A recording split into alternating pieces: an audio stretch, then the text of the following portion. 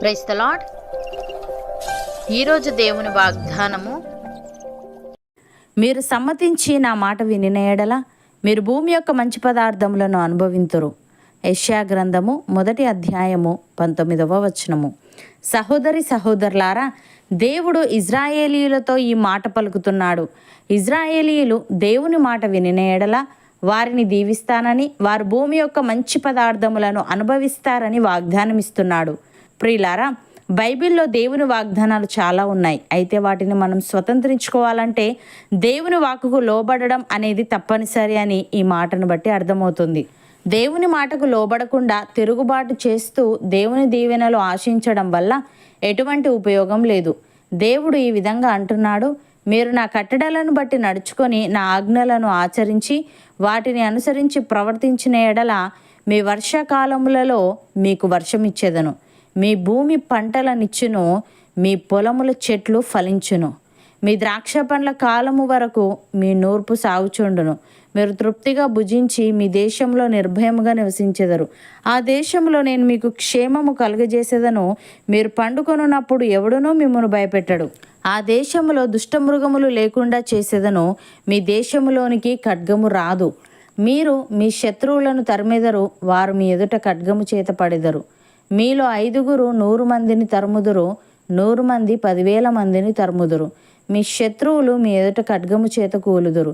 ఏలే అనగా నేను మిమ్మల్ని కటాక్షించి మీకు సంతానమిచ్చి మిమ్మల్ని విస్తరింపజేసి మీతో నేను చేసిన నిబంధనను స్థాపించెదను అని.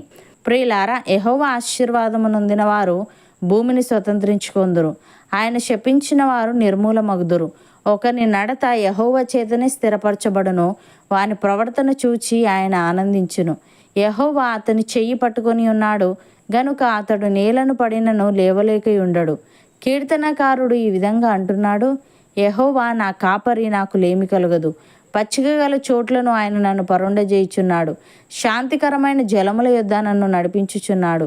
నా ప్రాణమునకు ఆయన సేద తీర్చుచున్నాడు, తన నామమును బట్టి నీతి మార్గములలో నన్ను నడిపించుచున్నాడు. గాఢాంధకారపు లోయలో నేను సంచరించినను ఏ అపాయమునకు భయపడను. నీవు నాకు తోడయుందువు, నీ దుడ్డు కర్రయు నీ దండమును నన్ను ఆదరించును. నా శత్రువుల ఎదుట నీవు నాకు భోజనము సిద్ధపరచుదువు, నూనెతో నా తల అంటి ఉన్నావు. నా గిన్నె నిండి పొర్లుచున్నది, నేను బ్రతుకు దినములన్నీ కృపాక్షేమములే నా వెంట వచ్చును. చిరకాలం యెహోవా మందిరంలో నేను నివాసము చేసేదను అని. ప్రియులారా, మీకు మేలు కలుగునని నీతిమంతులతో చెప్పుడి, వారు తమ క్రియల ఫలము అనుభవింతురు. దుష్టులకు శ్రమ, వారి క్రియల ఫలము వారికి కలుగును. దేవుడు ఈ విధంగా అంటున్నాడు, దప్పికొనిన వారలారా నీళ్ళ యొద్దకు రండి, రూకలు లేని వారలారా మీరు వచ్చి కొని భోజనము చేయుడి. రండి, రూకలు లేకపోయినను ఏమీ నీయకయే ద్రాక్షారసమును పాలును కొనుడి. రూకలు లేకపోయినను ఏమీ నీయకయే ద్రాక్షారసమును పాలను కొనుడి. ఆహారము కాని దాని కొరకు మీరేలా రూకలిచ్చెదరు? సంతుష్టి కలుగజేయని దాని కొరకు మీ కష్టార్జితమును ఎందుకు వ్యయపరచెదరు? నా మాట జాగ్రత్తగా ఆలకించి మంచి పదార్థము భుజించుడి, మీ ప్రాణము సారమైన దాని యందు సుఖింపనీయుడి. చెవియొగ్గి నా యొద్దకు రండి, మీరు వినిన ఎడల మీరు బ్రతుకుదురు. నేను మీతో నిత్య నిబంధన చేసేదను, దావీదునకు చూపిన శాశ్వత కృపను మీకు చూపుదును అని. సహోదరి సహోదరులారా, యెహోవాయే జ్ఞానం ఇచ్చువాడు, తెలివియు వివేచనయు ఆయన నోట నుండి వచ్చును. ఆయన యథార్థవంతులను వర్ధిల్లజేయును, యుక్త మార్గము తప్పక నడుచుకుని వారికి ఆయన కేడముగానున్నాడు. న్యాయము తప్పిపోకుండా ఆయన కనిపెట్టును, తన భక్తుల ప్రవర్తనను ఆయన కాచును. నమ్మిన వారు నాతో పాటు ప్రార్థనలో ఏకీభవించండి. పరిశుద్ధుడా, ప్రేమగల తండ్రి, మేము సమ్మతించి నీ మాట వినిన ఎడల భూమి యొక్క మంచి పదార్థములను అనుభవింతుమని, మేము నీ వాగ్దానాలను స్వతంత్రించుకోవాలంటే నీ వాక్కుకు లోబడడం అనేది తప్పనిసరి అని నీవు తెలియజేశావు. తను నీకు స్తుతులు.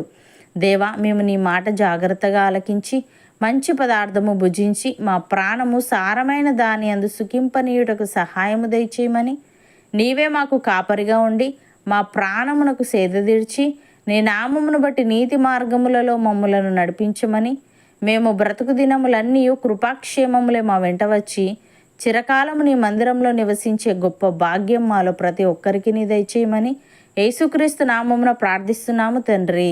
ఆమెన్.